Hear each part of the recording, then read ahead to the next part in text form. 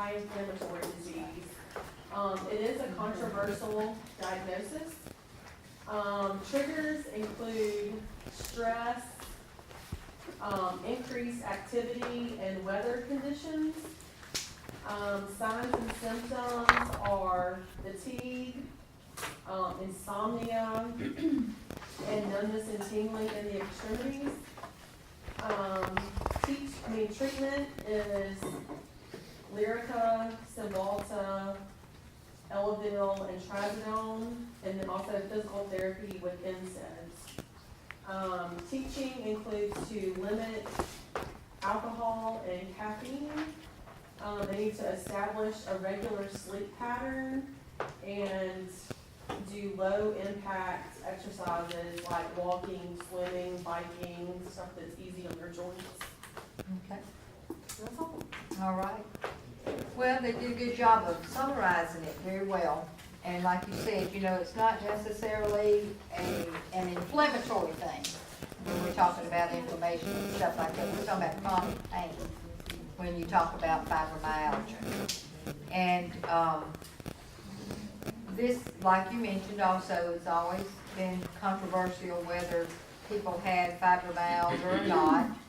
But they're able to start looking at these trigger points, or what they call tender points, that these people may have, and that kind of lets them know that, yeah, they're actually having pain. And a lot of times these folks they hurt so much that that interferes with their sleep, and then when they don't get much sleep, then they get very depressed. And you mentioned they take a lot of these antidepressant type medications because they have to move this pain on a day-to-day basis. And I have a nurse friend that has fibromyalgia. She had to retire as a nurse as a result of it because she just couldn't work with that pain every day. And so it is a real thing.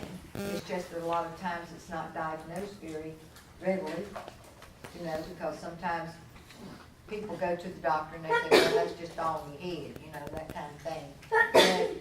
But it's not, you know what I'm saying? It is a real disease condition. And so, there's two basic things that I think you need to remember about fibromyalgia. One is that you've got to keep these people moving, but they can't overdo it, okay? Like you mentioned, I think low impact type exercises that wouldn't aggravate anything, but it would keep them active. So they need to stay as active as possible. And the second thing that you need to remember about fibromyalgia is that they've got to have their sleep. That's very important for them, because if they can get to sleep, then they can get that much needed rest and not have all that pain. Because being tired and all just causes more pain, okay? So keeping them active, but not too active, and allowing them to sleep. That's the two big things, okay? And of course they have support groups for these folks, just like they do for a lot of conditions. And I think it helps them to go talk to people that have the same condition that they do, to understand that this is a real thing, you know, that we have to live with every day. And so, just like with HIV, AIDS, it's very important for people to have support systems, okay? As it is with any condition. But a lot of times, that's real important in fibromyalgia folks, HIV folks. I think of that as being really helpful to them to have support. All right, the other thing, what is going to keep them from sleeping? Pain. All right, what's going to keep them from having so much pain and stress? Activity. Huh? Activity. Okay. All right, think about sleeping though. What's going to keep a person from sleeping? Caffeine. Caffeine. Okay. Right? And see, like I say, they're trying to help with that stress because of the antidepressants and even the Lyrica, you know, what they're taking for nerve pain, okay? They're trying things to help these folks out. But what my point is you don't want to give somebody caffeine before they try to go to sleep, okay? You don't want to get them out there and wear them down too much with exercise before they go to sleep. You know what I'm saying? That's all I'm saying, is that you gotta think about ways to eliminate some of that pain and prevent them from having more pain. And that's the issue with fibromyalgia. Is, you know, whenever I talk to people who have it, that's their issue, is trying to get a good balance, you know, so that they don't cause themselves to hurt. Okay? But they really think that sleeping, allowing them to get enough sleep, can reduce their pain and help them cope better. Okay? All righty. That's all we're going to say about that. Now, what's our next one on the wall? Writers? Who has writers?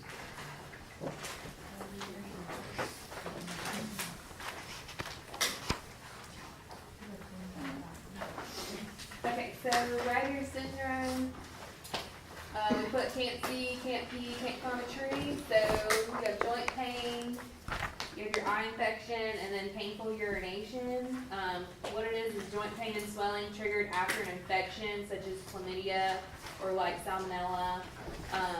It's also called reactive arthritis, so it's like reacting to something that's happened to them. What you'll see is that triad of urethritis, the conjunctivitis, and the arthritis. Dysuria is usually the first presenting sign.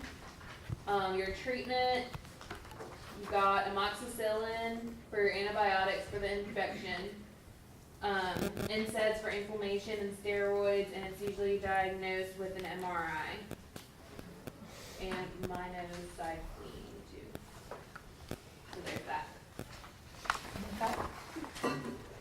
This is one that, when she mentioned, you know, I can't see, I can't pee, I can't climb a tree, that came from the YouTube, okay, that we did one time, and, it's just kind of stuck, you know, all the way through. But it makes a lot of sense. That's what happens with these folks, you know, when they have this syndrome. It's also called, and the reason I guess that we talk about it in this area, it is called reactive arthritis. All right, and what it's reacting to a lot of times is an infection. Okay, that's what it means, I think, as it relates to that. Because it happens after an infection. Okay, makes sense. So you really have to treat the underlying infection too, is what I'm saying. If there's an infection going on there, then that infection has to be treated. They also may treat it with steroids, NSAIDs, things like that as well for that pain, that joint pain. Because they can't climb a tree, that's that joint pain, right? And then, of course, they have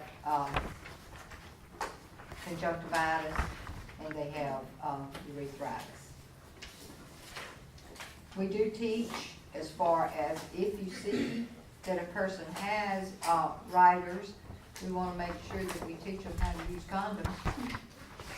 You know, because that can be an issue when it comes to urethritis. I think she covered most everything that we need to know. This is not one of the big topics. And in your book, there is a chart that has to do with those two right there, the Reiter's syndrome and ankylosing spondylitis. That's in a chart in your book. And I don't know the number, 18-3? Okay, 18-3. And that'll tell you, you know, a little bit about these two conditions, which we're not going to spend a lot of time on because these are not our two big topics. It's just something that we want to make sure that you all have heard about because you never know what you'll run across, you know? And so, it's not something that I've seen a lot. I haven't seen riders that I know of. So, but anyway, I'll always remember, I can't see, I can't pee, I can't climb a tree if I do, okay? So that's all we're really gonna say about that, but do look in your book on that chart. So let's go with the ankylosing spondylitis and talk about that for a minute. We also had that one. It's an inflammatory disease affecting the spine that is thought to be genetic. So obviously back pain, it could compromise your respiratory functions. They need to monitor their respirations, like their pattern and their rate. Visual disturbances, so you have inflammation of the iris, joint pain and aching. Pain management is pretty much the biggest thing to do. NSAIDs to reduce inflammation and metronidazole. Okay. Well, like I said, we're not gonna spend a whole lot of time on this condition either, okay, but you just kinda need to be aware of that, and, I don't know if in your book it shows a picture at all of, what a person with ankylosing spondylitis would look like, but the big issue becomes, you know, where they, those joints, they kinda fuse together after a while, and when they bend over, you know, it's kinda like they fuse and they make that person hunch over, and as a result of that, it can cause some respiratory issues because of that posture and how they are affected from those joints. They looking at genetics and things like that as it relates to this condition, and there again, this is one of those conditions where they have to stay active as possible, because if they don't, they're gonna get very stiff and they're not gonna be able to move as well. It's also one of those conditions where they get woke up at night, and it's hard for them to get sleep because of the pain and stiffness that they have. But it does seem to get better when they are more active, whenever they stay more active, like a lot of these conditions do. You mentioned about treating it with NSAIDs. You know, sometimes they'll do those TNFs, tumor necrosis factor meds, that will block inflammation. Corticosteroids. They do mention about possible surgery for these folks, but that's only if it's really severe damage and too much pain to tolerate. So that's probably all we're gonna say about that one, because that's not one that we're gonna be seeing really often either. All right, and what's our next one? Scleroderma. Idiopathic, you have tight skin, hardened tissues, inside and out, very painful. Your kidneys can be involved, and renal involvement is the leading cause of death. Signs and symptoms can be the Crest syndrome, which is calcinosis, the Raynaud's phenomenon, esophageal dysmotility, sclerodactyly, and the T word. Telangiectasia. Yeah. Y'all need to know that level 4. Telangiectasia. And that one is when your tiny blood vessels cause thread-like red lines or patterns on your skin. You can have automatic amputation from on your fingers and toes from it. A skin biopsy is the definitive test to diagnose. Nursing interventions would be activity is tolerated, increased head of bed with meals if they're at risk for aspiration with the esophageal dysmotility. You want to give them small, frequent meals, maintain a constant room temperature. If they're around cold, make sure they wear gloves and socks. Educate on smoking cessation. And medications would be systemic steroids and immunosuppressants. Okay. All right, so y'all need, this is where a picture paints 1,000 words to me. when you look at a picture of a person who has scleroderma, now I have known people who have known people who had scleroderma. I've seen a few in my lifetime, but once you see a person with scleroderma, you can recognize that when it gets to the point where they have that tightening of the skin. And so if you get an opportunity, you know, in your book, there shows a lady, I think it did, that has scleroderma. And also, I talked to you about the fingers, the sausage-like fingers. There's a picture in the book that shows you what that looks like. But it's that crest syndrome, what she just mentioned, is what you remember about scleroderma, calcinosis. You know, when things start to get real fibrous, calcified, okay, and hardened. You see what I'm saying? That's what's happening there. And that's going to cause damage throughout a person's body.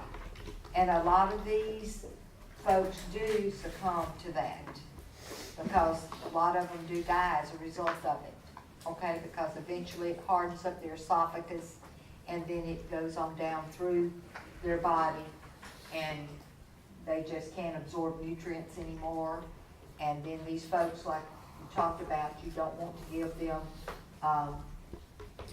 you know, a whole lot to eat at one time. You want to make sure whatever they're eating, they're able to swallow and not choke on, okay?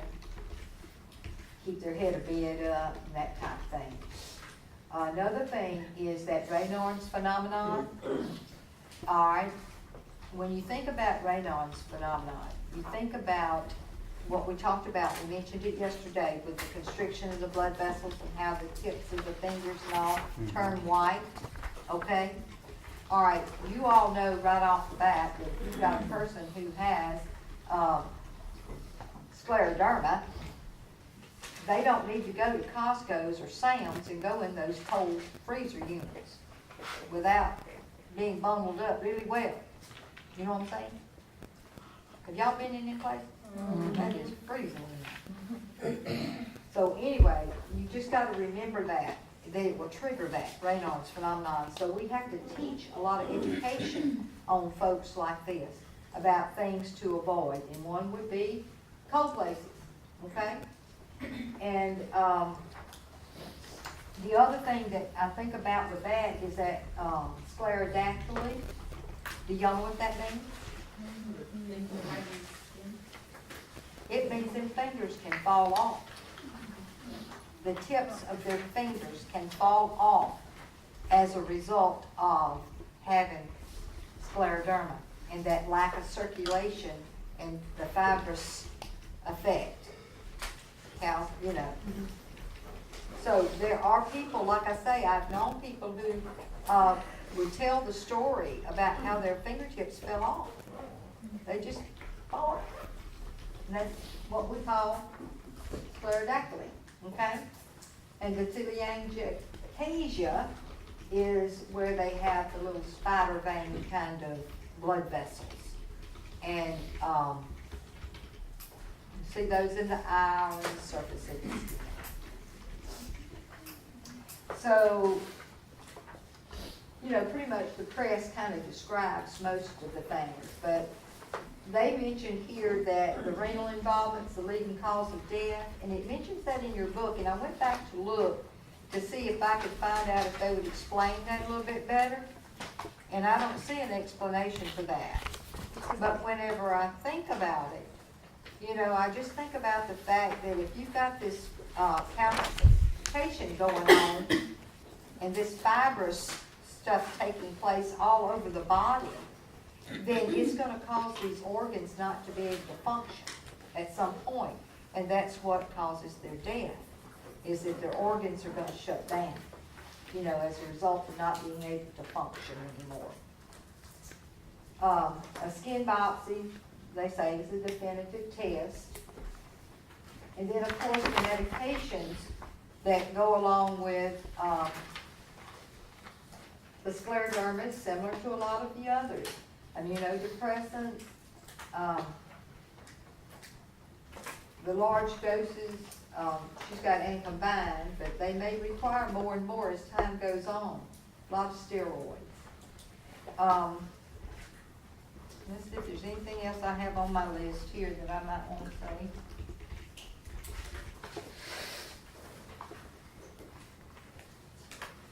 Yeah, they mentioned in your PowerPoint about,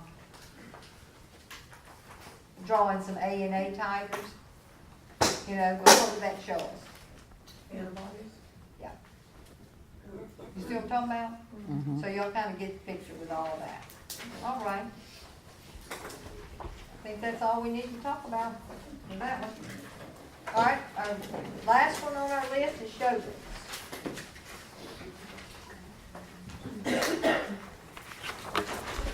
Who's that? Somebody got to talk about Sjogren's. Sjogren's, it's found usually in people with advanced rheumatoid arthritis. The inflammatory cells cause blockage of your secretory ducts and the glands. It's going to cause dryness of the mouth, eyes, and the vagina. The treatment for it is going to be comfort measures, basically eye drops. You're going to take eye drops. You're going to tell them to drink plenty of fluids to promote the secretions. Make sure they have mouth care and stuff, and limit the use of anything that blows hot air on them, hair dryers, anything that's going to dry them out. Using humidified air could also help alleviate the comfort. Big thing with this, you want to watch out, since they're dried up, they're going to be more susceptible to tears of the mucous membranes and in the vagina, so they're going to be more susceptible for further infection. That's correct. Y'all summed it up really well. Okay, so Sjogren's, you think about, if you had to give me one sentence that tells me what Sjogren's is, what would you say? Dry. You gotta think dryness, but where's it dry? Eyes, mouth, vagina. I may be muscle membranes. Mucous membranes? Okay, so basically, if y'all know that about Sjogren's, you're gonna pretty well kind of got a picture, right, of what it is. And see, that would be my suggestion on anything that you learn. That's the way I learn. I don't know that it would help you, but I try to think of a few key things. And that's why I wanted y'all to put these things on the board, because I try to think of a few key things that will help me remember that condition. And on Sjogren's, if I think about dryness, okay, and I have any question as it relates to Sjogren's, okay, I'm gonna know it's got to have something to do with dryness, right? Okay, and so I know from what you just told me that Sjogren's, it could deal with their eyes, okay, their vision. It could deal with, something dealing with the eyes, okay. I know also from what you're saying that it could have something to do with, what'd you say, The mouth. The vagina? That's it. The vagina, that's right. She's like, yep, maternal child's But not it's my dry, thing right? Okay, still dry. And then you've got, of course, your mouth and mucous membranes, which are dry, all right? So what is our goal for these folks? to do. Moisten. Huh? Moisten and keep them from getting infection. Prevention of secondary. Well, there you go. I mean, I think he's got the idea. What you're trying to do is you're trying to, now we ain't gonna be lubricating everybody. We're talking about, we wanna prevent an infection. That's all I want to say about that. Okay? We're gonna try to prevent an infection. But y'all got to understand why they could get an infection. Not just that they could get one, but how does that happen with a person who has Sjogren's? Isn't the moisture there? Moisture, the bacteria out? Huh? Isn't the moisture there to help keep the bacteria Not out? necessarily, they're dry. But it is, yes, I see it's the there for purpose that of- purpose, yes. Right. It can help to keep the bacteria, Yeah, they yes. don't have, so when they're dry, they don't have that protection. That's right, and what does it allow? Bacteria Cracks. Cracks. That's right. Open area. So that's what you have to think like. Yeah, it's cracks. it allows cracks. And if you have a crack, then that allows for an infectious, process to happen. Okay. All right. And you mentioned things about eye drops and things that would keep them lubricated, so you did talk about all of that. Drinking plenty of fluids and not using the hair dryers and making sure the humidity in the room is good and so forth. So I think y'all covered that very well. Okay? Okay, now, as far as medications, we've talked about meds all the way through, all right? I hope you have enough information, as it relates to all your different types of medications. I would encourage you, though, to go back and look on your objectives and go through that and make sure that you cover all your classifications of the drugs, okay? Now, I want to give you, we've got a few minutes, so I want to give you a little test on some stuff. All right? Hold on, let me get ready.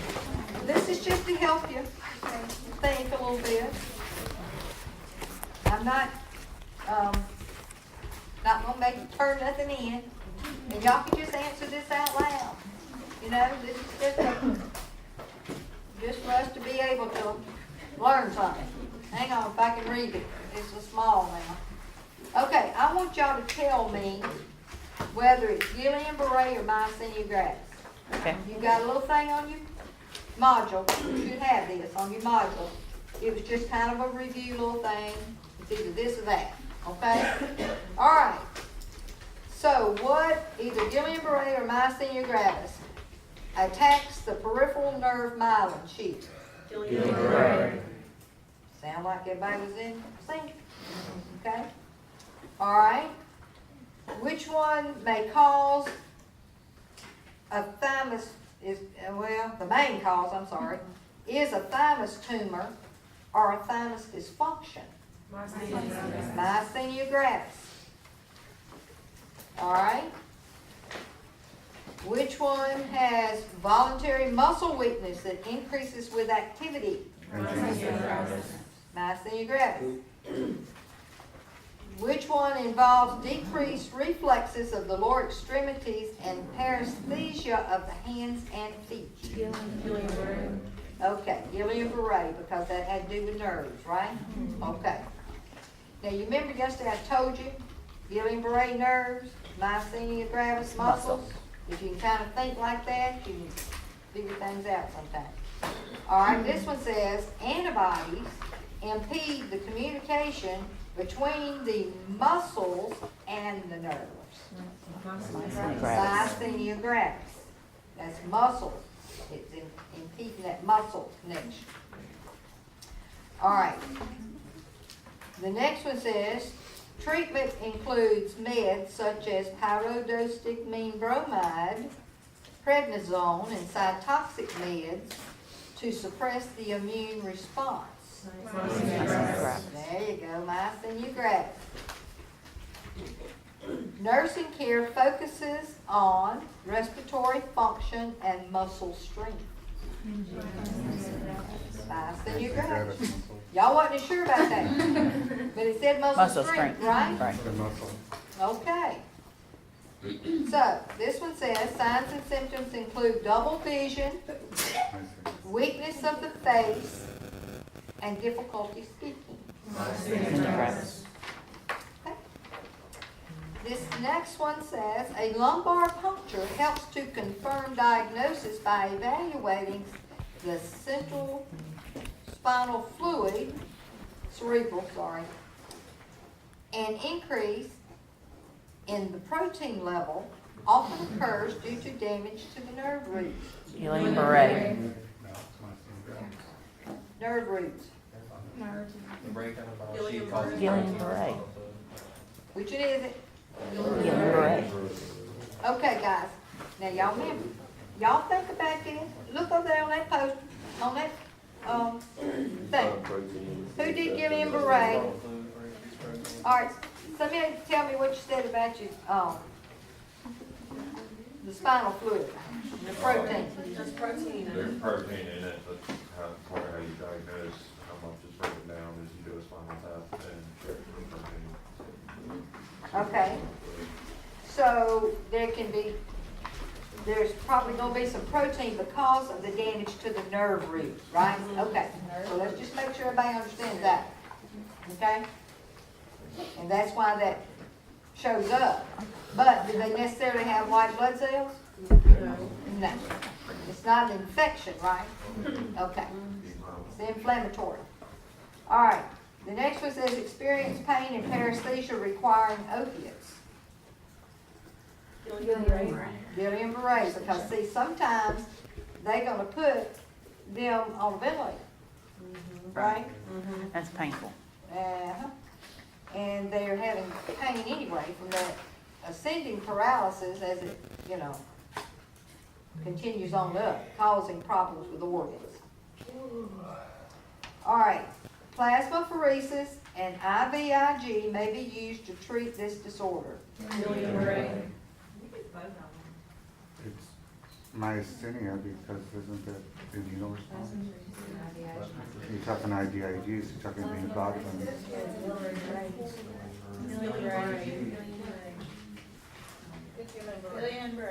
Gillian Bray.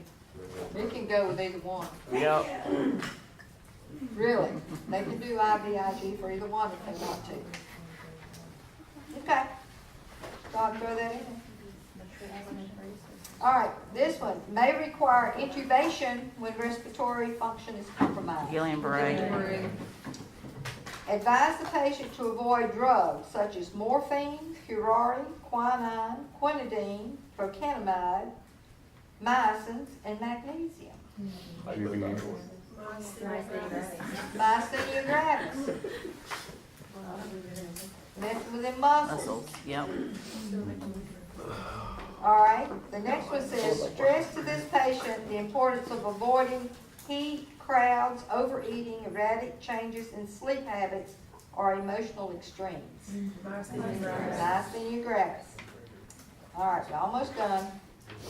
The disorder is often related to history of acute illness, trauma, surgery, or immunization 1 to 3 weeks before the onset of the neurologic manifestations. Neurologic is Gillian Beret. There you go. Both sympathetic and parasympathetic systems may be affected. Place the patient on a cardiac monitor due to the risk of dysrhythmias. That is correct. Gillian Beret. You're talking about sympathetic, parasympathetic what? Nervous system. Okay. And the last one, the tendon reflexes should be tested, but are not often affected in this disorder. That would be myasthenia gravis because tendons connect to muscles. Myasthenia gravis. All right. See, y'all did good on that. That was on your module, I think, but I just wanted us to go over it as part of it. All right, guys, that's just a couple other things I'm gonna go over, and then we're gonna be done, which should probably already be done, but I'm gonna go ahead and give you another minute here, if I can look and see if there's something else I wanna say. Make sure that, like the things that we went over yesterday, we don't miss anything. That's why I was reviewing those two, so you kind of have a little review on them as far as lupus. I thought about something on lupus yesterday. I don't remember. Did we talk about, when they get out in the sun, cover their body? Yeah. We talked about not using tanning beds? Yeah. Did we mention that? Not using tanning No, but I beds? mean, that was, if they can't have natural sun, they really don't need that sun. Okay, and the other thing is, not using powder. I thought about that kind of stuff, but I later. Yeah. Powder? Yeah, Don't powder on dry, the skin, nothing don't dry the drying skin. like powders. You don't want to use those loose powders and things on these folks. That dries too much, especially if they have that discoid.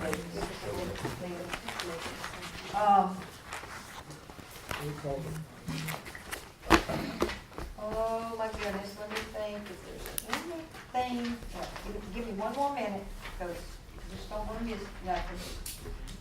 I'm pretty sure that we have covered what you all will need to know tomorrow. Just go with what you know and what we've talked about. you know, don't make this thing difficult. Just, y'all do remember, I don't know that it was put up there, how you can transmit, HIV. Y'all know that, right? Huh? Body fluids and blood. Body fluids, right? That was the EAQ too. Well, good. Okay, so, definitely through, breast milk and sexual contact. Okay, could be IV drug user, right? You know what I'm saying? Could be any of those kinds of things. And y'all understand that, the medications do not kill the virus. It just helps to slow it down, stop that replication. Yep. And it does two things, which they have up there. Increase that CD4 count and decrease that viral load. You also know about not eating raw fruit and vegetables. You also know about having good support systems for them, taking a few minutes and spending some time with your patient, letting them vent. And we talked about understanding, I guess the best thing to say would be neutropenic precautions is kind of what I'm thinking. Right. And like I was trying to help y'all understand Because their white blood yesterday, cells are gonna go down. is that you gotta think big picture here. It doesn't matter what's causing a person to be immunocompromised, you just have to help protect that patient and teach them about that. What's the number one priority for Gillian Beret? Airway. Okay.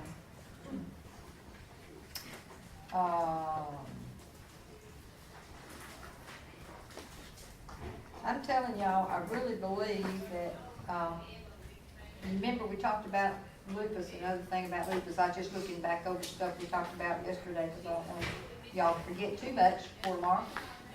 What's the number one cause of death in lupus? Renal. Okay. How you gonna know if they got a problem? Urine output. Okay. Y'all just gotta think like that, guys. Just think about, the situation. And it's time for you to start taking it a step further. You know, not just learning about specific things, like dryness over here, okay? It's not okay just to know that it's dry. You gotta know, yeah, that's right. What you gonna be, watching for, what, All right, any questions for me?